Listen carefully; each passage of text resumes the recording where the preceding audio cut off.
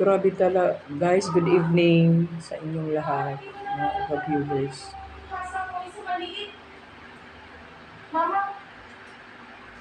Magandang salamat po sa pakikinig at pag-view ng aking mga videos. Kumusta po kayo? Okay lang naman po ako. Curious lang ako sa aking mga anak. Kasi noong, that was 1991, 1992. Gumagamit pa kami ng yung board na karton. Anong tawag doon? Whiteboard? Ano yun? Para gamitin sa pagdodrawing sa drafting na subject. Pero guys, ngayon tingnan niyo. Ang gawa ngayon ng mga estudyante.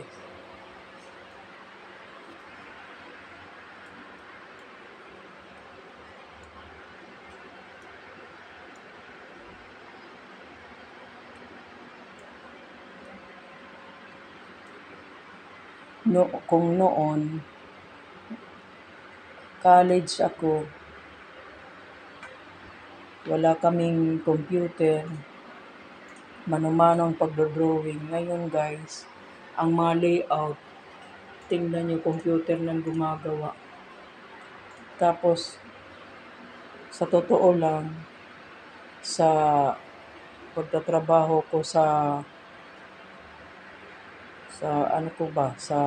for 20 years nga nananrabaho ako, isang beses lang ako nagka-laptop.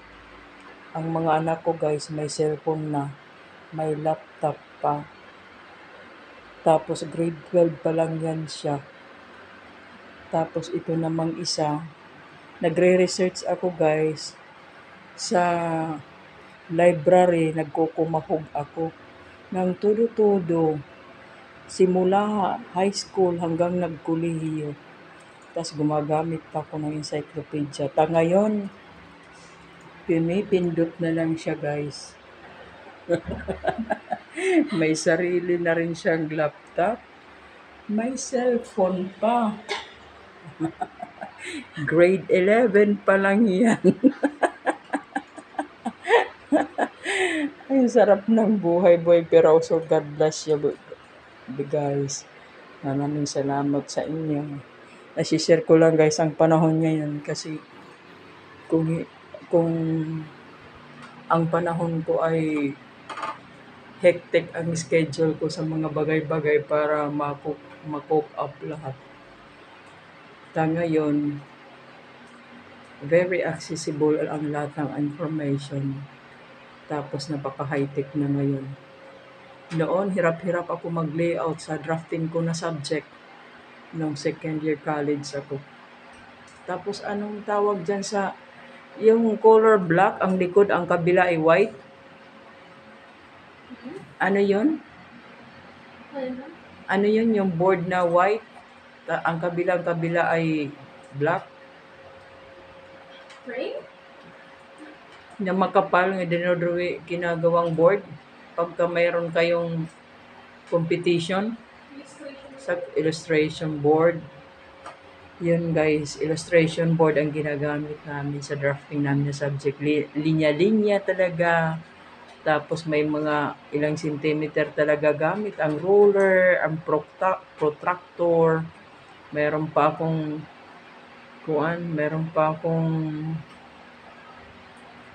kumpleto ako na dati. Stidler pa yung aking mga ginagamit. Pati eraser, Stidler na brand. May 0.02, 03, 04, 05, 06, 07 na Stidler. Pambihira.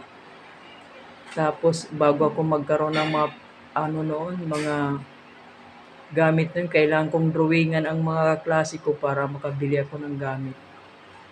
Ngayon, napaka-advance na talaga ng panahon. Yun lamang po guys, share ko lang po. Good evening po ulit. Bye!